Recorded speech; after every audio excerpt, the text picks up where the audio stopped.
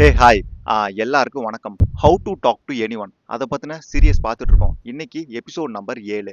First time ஒரு meet நடந்துட்டு இருக்கு. அந்த மீட்ல பார்த்தீங்கன்னா 90% நமக்கே தெரியாம சில மிஸ்டேக்ஸ் எல்லாம் பண்ணிறோம். அது என்னன்னா ஃபர்ஸ்ட் மீட்லயே நம்மள பத்தி நாமளே நெகட்டிவா சொல்லிருது.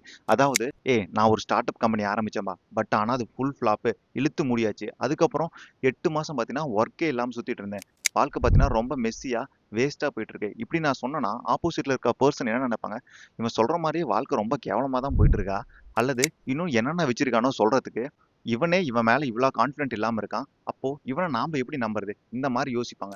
ஸோ இதெல்லாம் எப்ப கிளிக் ஆகுனா, ஆக்சுவலி நீங்க வந்து ஒரு சக்சஸ்ஃபுல் பர்சனா இருந்து அப்புறம் இதெல்லாம் சொன்னீங்கன்னா கிளிக் ஆகும். எப்படின்னா, நான் வந்து முன்னெல்லாம் பார்த்தீங்கன்னா ரிக்ஷா வண்டி தான் ஓட்டிட்டு இருந்தேன். ஸ்கூல்லயே பார்த்தீங்கன்னா நான் நிறைய சப்ஜெக்ட்ல ஃபெயில் ஆவேன். ஆனா காலேஜஸ்ல இப்போ நான் தான் லெக்சர் எடுத்துட்டு இருக்கேன். இந்த மாதிரி நாம ஒரு சக்சஸ்ஃபுல்லா பர்சனா இருந்து அப்போ வந்து ஃபர்ஸ்ட் மீட்ல அவங்களுக்கு சொன்னோம்னா அது வந்து அவங்களுக்கு ஒரு மோட்டிவேட்டா ஒரு இன்ஸ்பைரிங்கா இருக்கும்.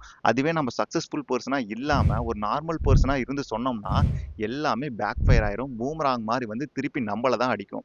ஸோ நல்லா ஞாபகம் வச்சுக்கோங்க.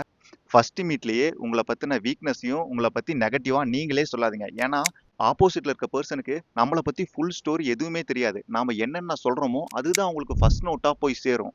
அப்போ ஃபர்ஸ்ட் மீட்ல எப்படி தான் பேசுறதுன்னு கேக்குறீங்களா?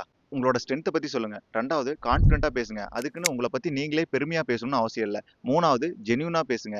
அதுக்கப்புறம் இமிடியேட்டா ப்ராப்ளத்தை ஷேர் பண்றத அவாய்ட் பண்ணுங்க. சொல்லப்போனா ஒரு ரியல் கம்யூனிகேஷன் பில்ட் ஆன பிறகு உங்களோட ஓல்டு ஸ்டோரிஸ் எல்லாம் ஒரு ஹியூமர் மாதிரி ஷேர் பண்ணலாம். அதுக்கு முன்னாடியே சொல்லிடாதீங்க, பேக் ஃபயர் ஆயிரும். அதுக்கப்புறம் நீங்க பாசிட்டிவா சொன்னாதான் அங்க வந்து ஒரு கியூரியாசிட்டி உண்டாக ஆரம்பிக்கும். இப்போ சொல்லுங்க, நீங்க ஃபர்ஸ்ட் மீட்ல எப்படி பேசுவீங்க? அதை கமெண்ட்ல சொல்லிட்டு போங்க. நான் நெக்ஸ்ட் வீடியோல வந்து உங்களை சந்திக்கிறேன். பாய்.